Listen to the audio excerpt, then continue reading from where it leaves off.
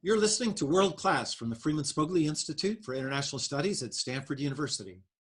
We bring expertise on international affairs from Stanford's campus straight to you. I'm Michael McFall, host of World Class and director of the Freeman Spogli Institute. As protests have erupted across the United States and the world following the killing of George Floyd in Minneapolis, people are demanding more transparency and accountability from police officers. They're also seeking bigger solutions. Our guest today has been studying these issues of human rights abuses and police violence for many, many years, not just recently, but for a long time. And she's here to discuss some of her work and how it might relate to what's going on in the United States today. Dr. Beatrice Magaloni is a professor of political science and senior fellow here at the Freeman Spogli Institute. She is the founder and director of the Poverty, Violence, and Governance Lab, which works to provide solutions to lawlessness and violence. Beatrice's research focuses on the political economy of development. She recently published papers on institutionalized police brutality in Mexico and police violence in Brazil. We could not ask for a better guest to have with us today on World Class. Beatrice, thanks for joining the program. Thank you, Mike. I'm very excited to talk with you about this research and reflect about how it matters here in the US. Thanks a lot for inviting me. Great to have you here. Well, let's start with Brazil first. Just tell us a little bit about your work. Tell us how you got interested in the first place. Can you tell us about the problems of excessive violence there? And what are parallels and differences that you see between your work in Brazil and what's going on here in the United States? Mike, I started working there, I think at the end of 2012, and really have been working there nonstop until last summer. That was the last time I was in Brazil, and I'll tell you why I stopped going, because things deteriorated so much that I thought I had to stop until better conditions for what we were doing sort of developed there. Wow. And so let me begin by saying that I started this research because I went with FSI, actually FSI master students at a trip 2 weeks in Brazil. And in one of the conversations, we were speaking with the Ministry of Security there, and they were talking about a really interesting police reform that they were doing in the favelas. That was a form of community-oriented police that was introduced. Favelas are irregular agglomerations, right? Very poor, marginalized communities. Mostly Black Brazilians live in the favelas. And the state had abandoned the favelas for years with very limited provision of services, education, access to very little justice. And the favelas, since the 1980s, became ruled by very powerful and very heavily armed drug gangs, and also paramilitary groups. And the state had really ceded control of these territories. So the community-oriented policing approach that they tried to implement began because Brazil was going to have the Olympics, they were going to have the World Cup, and they didn't really want to encounter the world with really what was going on, which was very high levels of police violence in these places and very high levels of insecurity. So they created a new unit that was called the Pacifying Police Unit, and the philosophy was to bring mostly young officers that had not had prior experience with a militaristic, very violent approach of policing favelas. And I went up to one of the 8 first pacified favelas. Only 4 students went with me because it was not that safe, and it remains not safe to go up there. And I met Leonardo Nogueira, who is a police officer, who later we brought at Stanford. And I was really impressed by his philosophy, what he was doing. He was putting karate classes for kids, organic vegetable gardens, talking about developing a new relationship with the communities. And I said, wow, how do you develop this? So I decided I would learn Portuguese, begin doing work in Brazil, and then didn't stop for 12 years. I fortunately had 2 great partners, Vanessa Melo and Verien Melo, 2 Brazilian sisters. Especially Vanessa was with me all through the process. And so we began evaluating this transformation. And just to give you a little bit of a context, Brazil is today remains the most violent country in terms of police violence. Just in Rio de Janeiro, between 2003 and 2018, the police killed 16,000 people. We're talking about roughly 5 people a day being killed in the city.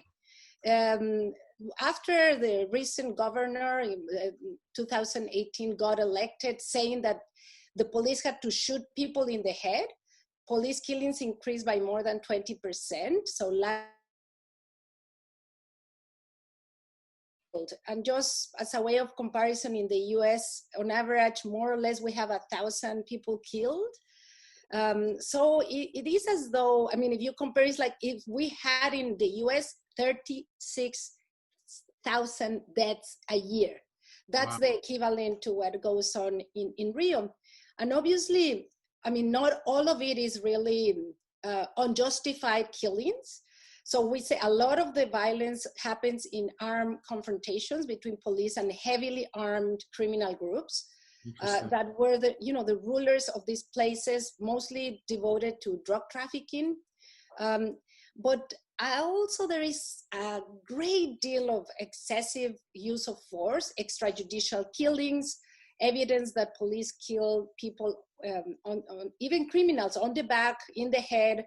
And unfortunately, a lot of cases where the community gets injured, dies in the crossfire, police committing a lot of atrocities to community members as well. So what happens in the US, it's really, I hate to say in that way, but really, in Brazil, there is no comparison in the level of violence, but the parallels are really striking in the sense that it targets mostly Black Brazilians. Right. And so in that sense, there is some similarities in that the sort of country's history with racial segregation and slavery, and how these institutions, in Brazil at least, really clearly evolved to preserve sort of the privileges of a very rich white elite. Right. So that's where the parallels are, but I think that we have to really keep in mind that the differences are really striking in the level of violence. Yes. Right. And regarding your findings, do you have a sense of what works and what doesn't regarding the control of police brutality in Brazil? So, Mike, I think we have really sort of, for the 12 years that we worked there, we made a lot of really good progress in evaluating the progress that was being made, and also what was making a difference, and then what didn't work. So let me just give you a very short list. So militaristic policing approaches are incredibly violent. And so our research does demonstrate that the community-oriented policing approach, and this is with a very systematic and very thorough statistical work that tried to match favelas that were not intervened with this approach versus favelas that were intervened, controlled by different forms of criminal organizations. Right. We find a 60% reduction by the year of 2013. So this program started in 2008. By 2013, there was a 60% reduction in the number of police killings. And then unfortunately, things started to deteriorate. And if you see the data, then violence and police killings started to escalate again. But despite that, still today, it made a difference of 40% less lethality. Unfortunately, the current governor, and Bolsonaro also, it's very right-wing politicians, he literally came to power, got himself inside a helicopter with a machine gun, that's the governor, and shooting from the helicopter to favela people and the favelas. I mean, this is the type of violence we're talking about.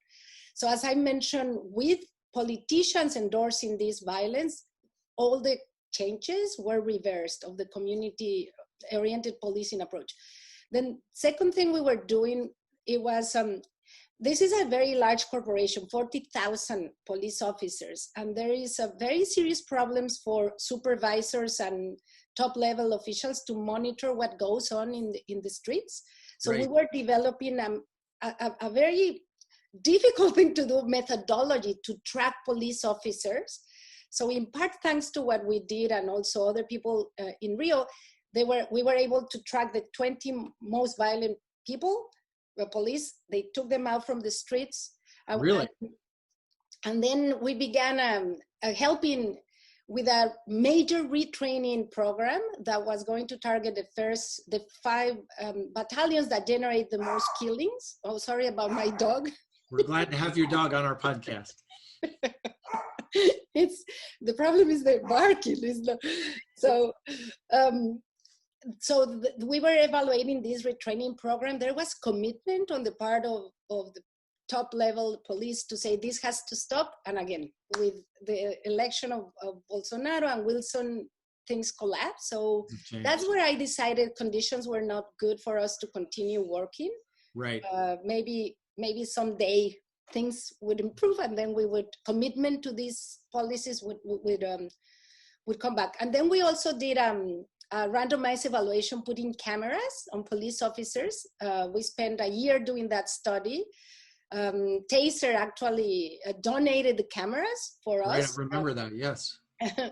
And the study was really fascinating on understanding the challenges to implement this type of measures in places with such institutional fragility.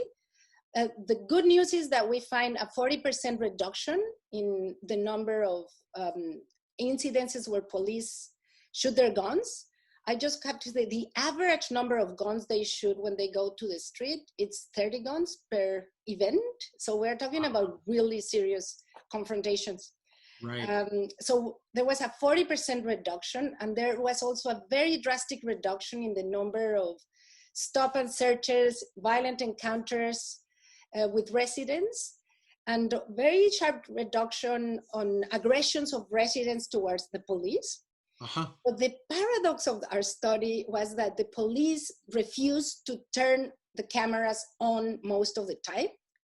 So it was only having the cameras and knowing that there was this intention to monitor them that's changed the behavior. But the problem is, like, if you are going to make this a solution, you have to solve the problem of compliance. As we have seen here in the US, often police don't film when they don't want to film, or hide the videos when they're, so who's going to be forcing them to turn the cameras on and monitoring the officers who are monitoring the frontline officers, no?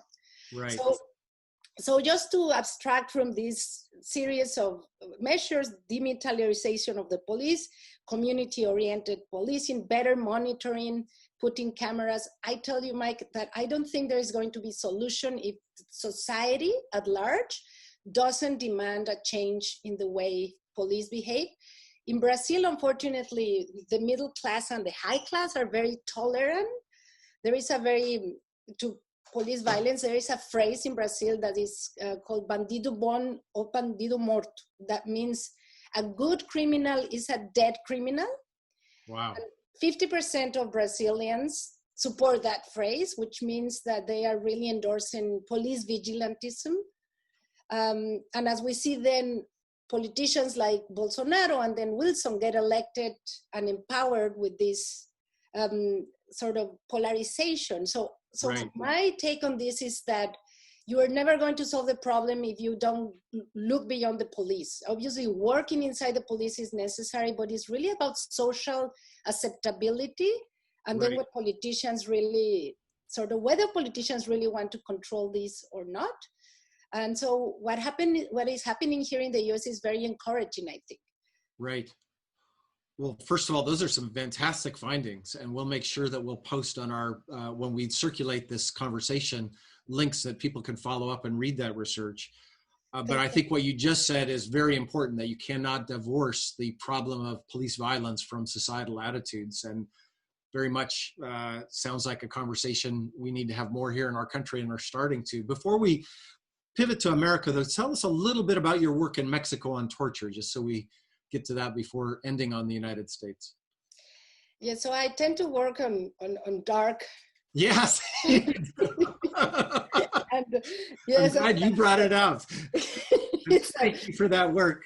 obsession with this abuse of power. But as you know, Mike, I'm a lawyer by training, so I Yes. had some experience in criminal law before becoming a graduate student in political science, and I always had this sort of obsession with the criminal justice system in Mexico and what I observed as students. So when I began working on Brazil, I started to obviously think about Mexico, and the problem in Mexico is really not, I mean, there are many problems, but what is really the most terrible brutality that police perform relates to judicial torture, and how, I mean, we come from an authoritarian regime. Mexico transitioned to democracy in 2000, but these institutions that were seriously abusive of rights persisted. And police and prosecutors didn't really invest in capacity to investigate crimes. So when the really increasing crime rates that we observed after democratization, unfortunately, these persistent old practices just became increasingly more abusive. So in this paper that I published with my student, Luis Rodriguez, we document a really very large prevalence of judicial torture that is used as a method of criminal investigation because they don't know how to investigate. Right. And then judges in Mexico, for the most part, have been very tolerant with this behavior. So there was a really interesting and important effort on the part of Mexico to reform the entire system. And this reform happened in all the states. They had to adopt completely new criminal justice procedures that were more, I mean, there was a lot of emphasis on monitoring what was going on at the phase of the investigation by judges. Okay. There is a judge that now controls that phase, so he's really taking a lot of power out of police and prosecutors to just do whatever they did before. And we demonstrate that reform, which was a constitutional reform that implied massive investment in retraining investigators, retraining judges, retraining police, really had a big impact in reducing torture in Mexico. Obviously, abuses remain, and it's still very high levels, but I think the case highlights that with a major reform of the criminal justice system, things can change, even those very deeply authoritarian practices. Well, that's some optimistic news at a time when we haven't had much. And I should have mentioned, by the way, at the outset, Beatriz is originally from Mexico, just for our listeners, so that you know that. Maybe my last question, and it's a big, hard one, so take it in any direction you want. But what do these policing practices, what you learned in Mexico, and even what you're observing now here in the United States, tell us about definitions of democracy in these different countries? What's the right conceptual way to think about it? You mentioned Mexico made a transition from authoritarian rule. We have made a transition or started here in the United States, depending on how you think about it. But obviously, things we're witnessing here and things you've witnessed in Mexico and Brazil are just, radical violations of human rights. How do you think about it in terms of democracy abstractly? Or not abstractly, even very practically? This is really a very important question. And I think we are precisely having this reflection now. I mean, in a very, at a very large scale, I think, today in the US. But what is happening here, it's already influencing, for example, Brazil today. Interestingly, in Brazil, because of the myth of lack of racial differences, that was a myth that was created there. There was never a movement for Black Lives Matter, as there is, and that recognition that there is something about racism and injustice that is really deeply connected to what we are observing. So I think that it's, in my opinion, democracy is incredibly weak and deficient if you cannot offer protections for populations that are vulnerable. In the case of the US, it's mostly Black Americans, but also brown and minority, especially brown and Black Americans, that really don't have access to fundamental rights. What we observe in Brazil and Mexico is even more extreme because, Right. because it reaches so many aspects of society in which people don't have a right to security. So we are living in a very sort of security deprived communities that don't Right. have a right to life, to property, to walk freely in the streets without being harmed by someone, either from the state or from criminal groups. So I think it does tell a lot about the weakness of our democracy, and it raises the question of why is it? And I am right now thinking a lot about that. I think that what I mentioned in Brazil, there is significant endorsement on the part of a big sector of society for some of these policies. In Mexico, for example, we show in our paper that when the military were sent to the streets, this torture increased. But there was a big support for the military to go in the streets because people feel afraid. Right. And so they want really tough hand approaches. And so they endorse policies that create a lot of harm and to these fundamental rights. So we really have to understand more, I think, as political scientists, those connections between politics, accountability, and what we observed in the criminal justice system, because it's not completely disconnected. So I wouldn't be able to say that about the US, but in Mexico, there was a big endorsement in a way on tough hand approaches. Right. And in Brazil, we see that, no? Often it is also the case that people just don't know the misery that these policies create and just are very ignorant about this, but we need to explore more about how to really expand citizenship to everyone, and especially in this case is the poor and racial minorities. So yes, just speculation, Mike, yes. Well, you just said, I think, a very important thing, though. We need to learn more. We need to research more. And, you know, the work that you do in your lab, PavGub, you know, when people talk about, well, what does the academy have to do with the real world? I think it's really an excellent example where research, social science research, can actually uncover things that can be useful for policy. So I just find it inspirational, Beatriz. Thank you for taking some time to talk about it here. And tragically, I think we're going to have you back because this is not an issue that's going away either in Brazil or Mexico or the United States. So we hope that we can call on you again.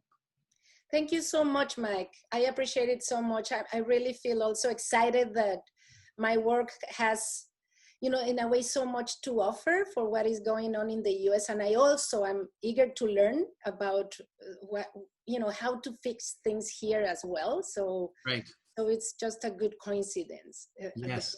Unfortunately, for very sad events. Yes. Sad events, but we're lucky to have people like you here at Stanford. Thanks for joining us.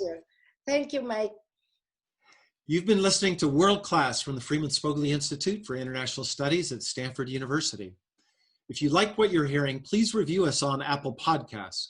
We'd love to know your thoughts. And be sure to subscribe on Apple Podcasts, Spotify, Overcast, or wherever you're listening to stay up to date on what's happening in the world and why.